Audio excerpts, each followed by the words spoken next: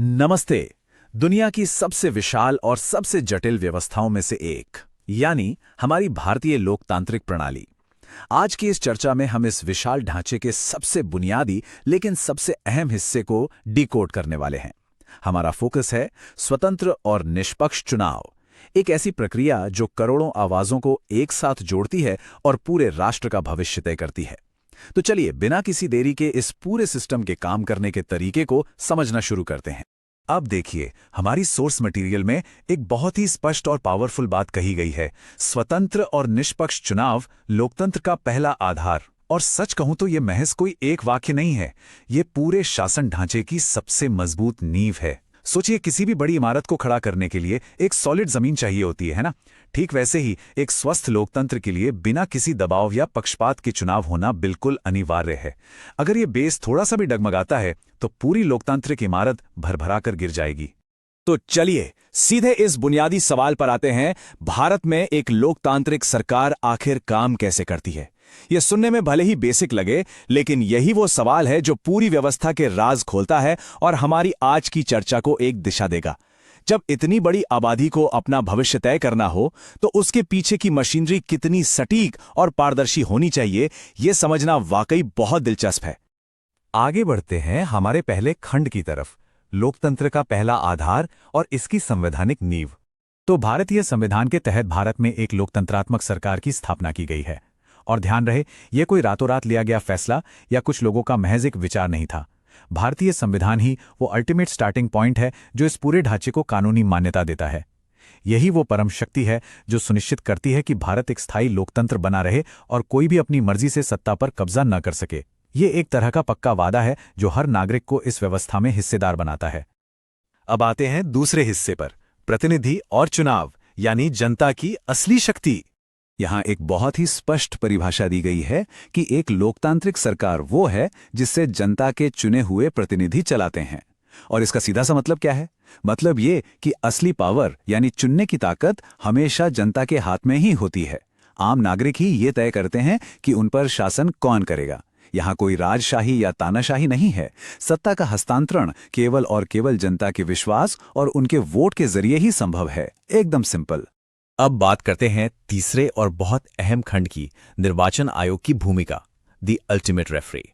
जरा सोचिए, जब देश भर में इतने बड़े स्केल पर चुनाव कराने हों, जहां करोड़ों मतदाता, लाखों पोलिंग बूथ्स और हजारों उम्मीदवार एक साथ हिस्सा ले रहे हों, तो नियमों का पालन कराने के लिए एक न्यूट्रल रेफरी की सख्त जरूरत होती है। इसी अहम काम के लिए भारतीय संविधान ने निर्वाचन आयोग या इलेक्शन कमीशन की व्यवस्था की है।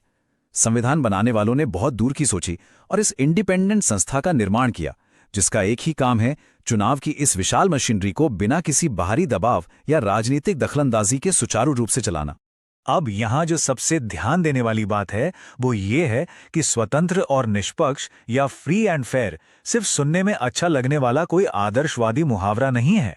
निर्वाचन आयोग का ये सबसे कड़ा मैंडेट है कि देश में होने वाले चुनाव पूरी तरह से स्वतंत्र और निष्पक्ष हों। इसके बिना चुनाव की पूरी प्रक्रिया सिर्फ एक दिखावा मात्र रह जाएगी। ये एक ऐसी अनिवार्य शर्त है जिस पर किसी भी कीमत पर समझौता नहीं किया जा सकता, बिल्कुल भी नहीं।